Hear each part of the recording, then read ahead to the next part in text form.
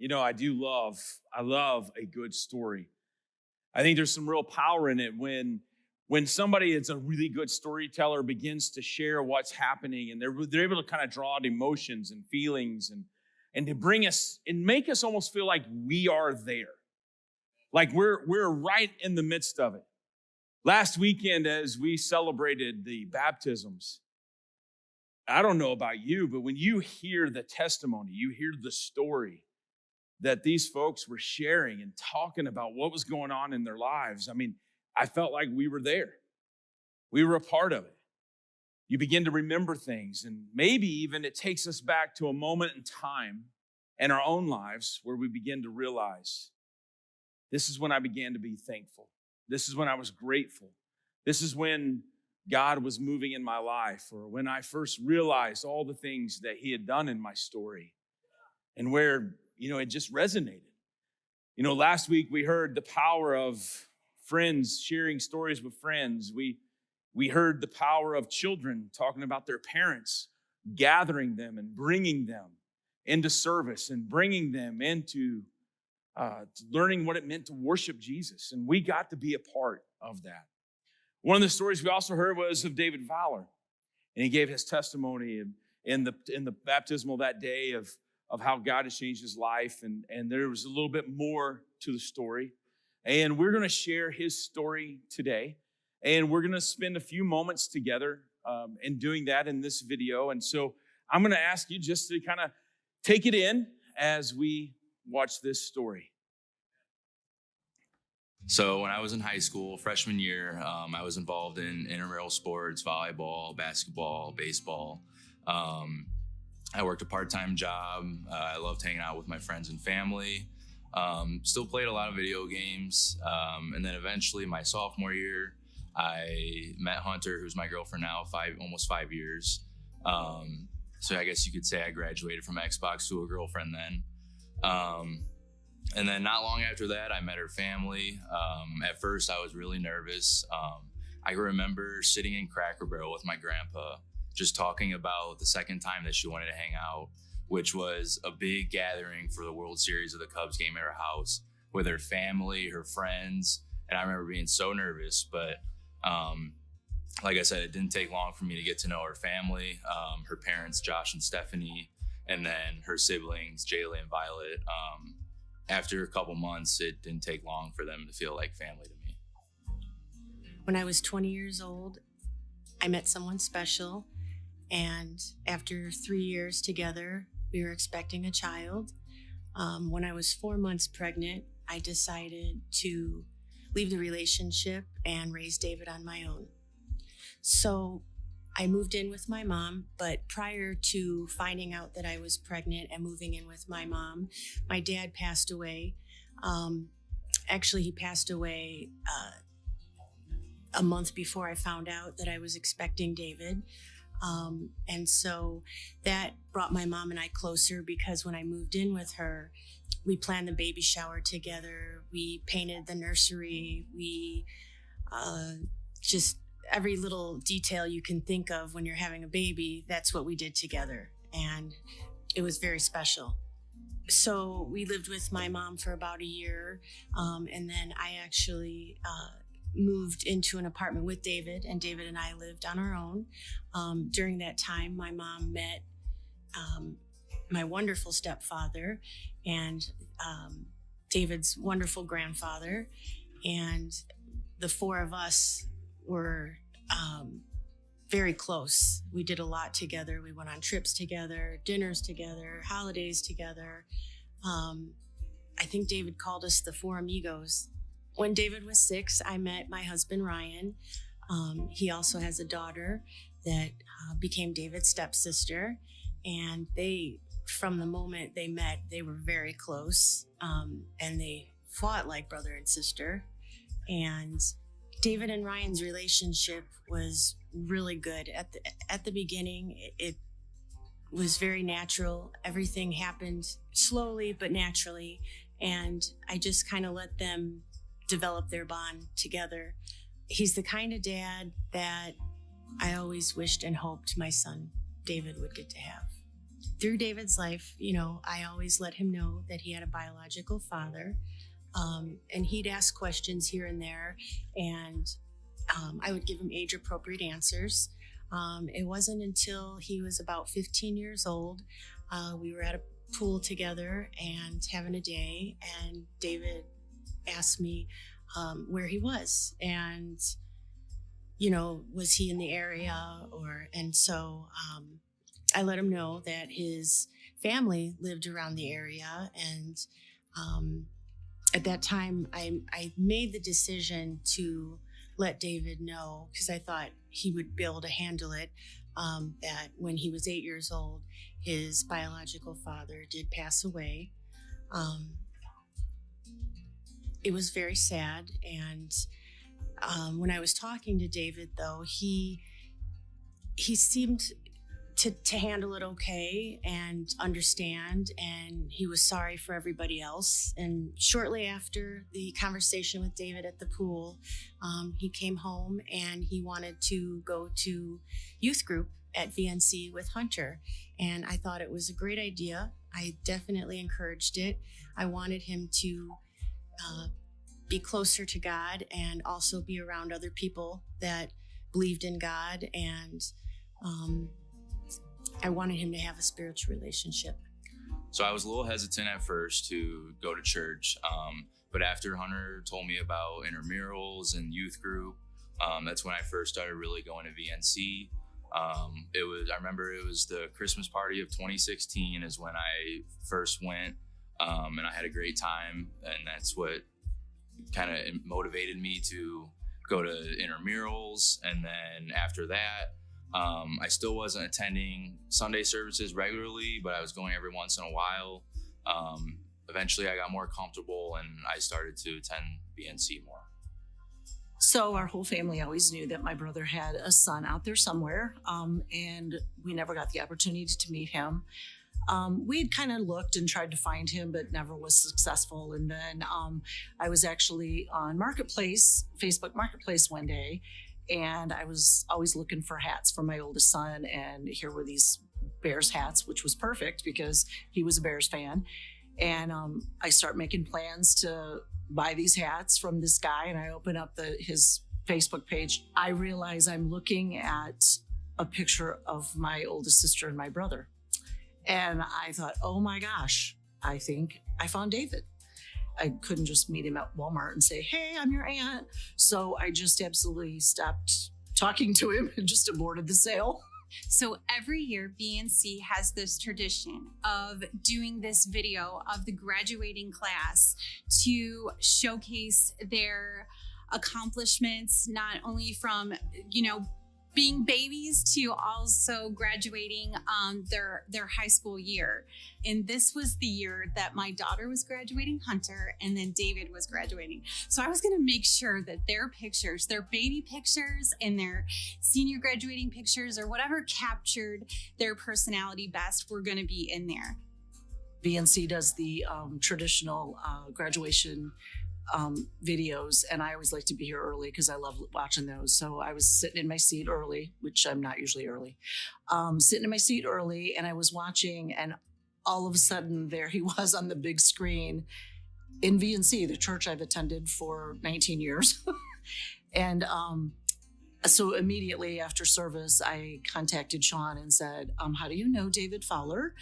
And he said that, David had been coming to church for a few years, that he was dating Stephanie and Josh Howard's daughter. And he said, here, let me call Josh over here. And so he called Josh over, and I was telling Josh the story. And actually my husband stood back and said, when I first started talking about it, Josh's face looked like, yeah, right, lady. And then the more I talked, he said Josh's face just completely changed. And it was like, wow, what a story. So I received a text from Stephanie that said that Josh had to talk to me. And so I was a little like, okay, why isn't she telling me? And so that evening, Josh called, and he didn't beat around the bush. He just kind of, he said, at church today, somebody saw David's picture, and they want to get to know him. And do you know the name Nancy? And right away, I did know, of course. And he explained to me that she saw his picture, and she liked my phone number, and he wanted to make sure that it was okay with me first before he gave the phone number to her. And of course, I said yes. And I mean, probably within a day, I had a message on my machine from her. And when we did, then I called her back, and I think we probably talked for 2 hours. It was like, honestly, no time had ever passed. Her and I picked up right where we left off. It felt really good. And honestly, I was really excited for David to get to meet his family.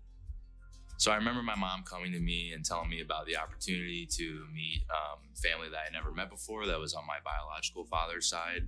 I didn't really know how to take it at first. It was a lot to process. I remember taking a lot of time to think about it and just taking different things into consideration. And then eventually, about 3 months later, I told my mom that I'd be willing to meet my extended family. At first, they wanted me to go over there and meet all the family that they have. And I wasn't comfortable with that right away. I just wanted to meet just my aunt, my uncle, my grandma and grandpa, and then the 2 half sisters that I had. So we went over there. I was really nervous that day driving there. But once we got there, it immediately felt comfortable. And they felt like family right away, which made me feel a lot more comfortable to meet more family later on.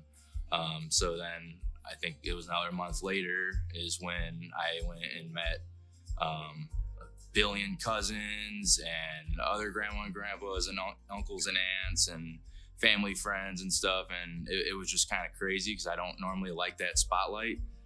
But like everyone was there to meet me, which just made me feel really special. So yeah, it was a great time, and to this day they feel like family. After I started coming to VNC services on Sunday, I felt very inspired, and it changed for me personally in my life, in my everyday life. Just the way I started speaking and being, and even, with my husband, and just trying to go back to remembering that person that I was, that so deeply did believe in God and was very spiritual at one time in my life.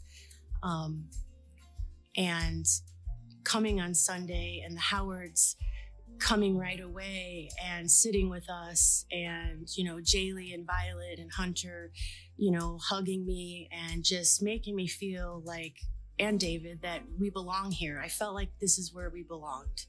And so I, of course, went home and told my husband all about this. And he was somebody like me, our faith, the way we grew up, and he's been searching also. And I got him to come with us, and it's been a really good thing for our family and our relationship.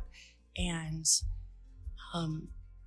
I will forever be grateful to the Howards for leading us back here to church and to VNC.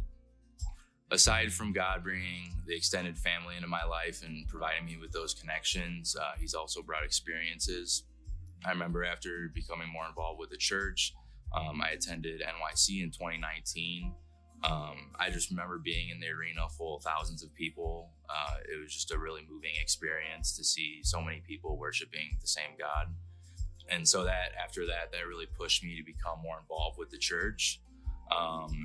I signed up with Team World Vision to do the marathon, went on a mission trip, and then this past summer I was helping out with intramurals, and it's just cool to be able to give back to something that I attended in high school, and help the kids that were in the same situation I was in when I was in high school, and just being able to grow as a person, and not only just as a person, but within the church as well. This leads me to today, to where I am now leading a college age life group with Hunter, attending Sunday services as much as I can, and was recently just baptized, and just continually growing in my faith. Yeah.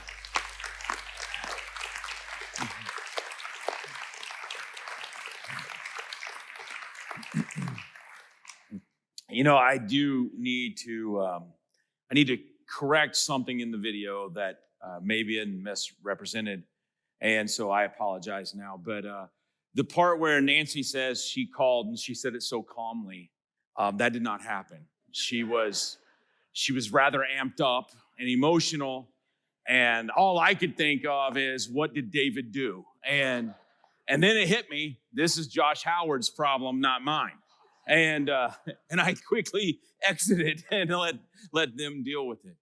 And no, what a powerful story to be a part of and get to watch from the sidelines and to see how all of this has come together and the restoration of relationships and just to be a part of this. And so one of the questions I wanted to ask, and I know that, you know, you say in the video, and from being with you some over the last few years, I know that the spotlight and being on stage is probably not your favorite thing. And 2 weeks in a row, well done. You've tried to avoid it, but it didn't work. And so as you think about the different things that you're thankful for, and what would you share today? What are you thankful for? Man, after watching that video, there's a lot. I mean, I guess we'll just go down the line. I'll start with my mom, just raising me the right way, teaching me to do the right things, and just always being there for me. I'm going to put the spotlight on you, make you stand up if you want. Yeah.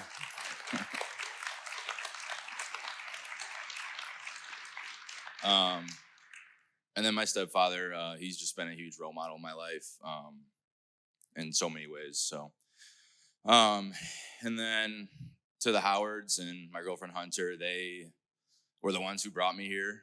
If it wasn't for them, I wouldn't be here. So, and then obviously after I started attending church, there's been a lot of different things that have happened to further my faith. I was going to intramurals, the experiences that I've had with NYC that you guys saw in the video, and the mission trips and the marathon and all the above. Wouldn't have done any of that probably without the Howards. So I thank them, and I'll forever be grateful for that. And then obviously, you know, I'm thankful for all the family that I've met through the church, which is crazy to me still. It's just, I mean, half of them here is like half of the congregation here. So, but yeah, I'll forever be thankful for that. Yeah. That's good. That's good. So, you know, we got to hear at the baptism, we got to hear your faith journey and the story.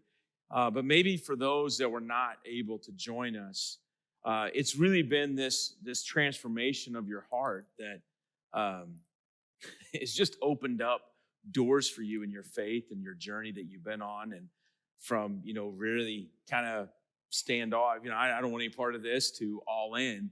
And what could you share with us now just about the faith journey part? There's been a lot of things that have wanted me to continue to grow my faith. I would just say God's presence and just seeing the different ways that he works and feeling him at certain times, it just is what has made me want to continue. I would say it was, anyone that was here last week would have heard in the baptism. It was 2018 when I was running the marathon, and it was a training run, 18 miles. And I remember just being so sore, tired from all the other runs throughout the week. And I remember listening to a podcast about what my why was. And I just kind of prayed for God to give me strength to get through the rest of that run. And I don't know, this is just a God thing, but like 2 minutes after that, the run felt so much easier, and it was kind of crazy to me. And then on to NYC, you guys saw that. That whole experience had just a huge impact on me. And then most recently, over the summer, we went on a mission trip to South Texas. And there was a lot of different things on that mission trip that happened that was just moving. This is just one little thing, but so we were working in a community that is pretty perverted, and there's a lot of unwealthy families. And I remember we were doing an activity that involved, it was like they're folding papers to make a little toy or something. And on the inside of it, they were writing characteristics of it that they had. And I remember working with this little guy, Axel, and his characteristic that he wrote was thankful. And that was just really touching, because the fact that that was his characteristic with where he lives and the situation he's in, it just goes to show that anything, like, you can be thankful for anything no matter what your situation is. And it was really impactful. Yeah. Well, one of the things when we started this series last year doing this thankful was we gave a passage that we shared and have asked you as the tribe to set an alarm for 5:16 a.m. or p.m. or both, and to remember and to pray. And this 1 Thessalonians 5:16 through 18, and this is what it says. It'll be up on the screen. This is rejoice always, pray continually, and give thanks in all circumstances, for this is God's will for you in Jesus Christ. And one of the things that I think we pull out of the story is just to be continually giving thanks for our situation, where we're at, what we're going through, because we just never know. We just never know. One of the curses of the church, and it's all of us, all of our churches, is that sometimes we don't always see, we only see what we want people to see when we walk in. And we want it to come across, it's all together and everything is perfect and no, there's nothing, but every one of us are dealing with something.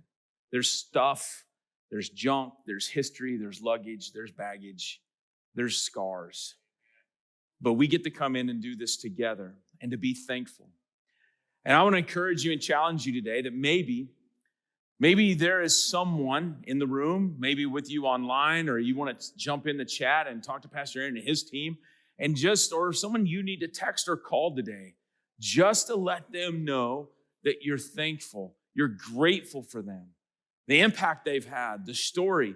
And one of the beautiful things that we have talked about for forever is about creating your story, cultivating that message, sharing that story, and then inviting others to join you.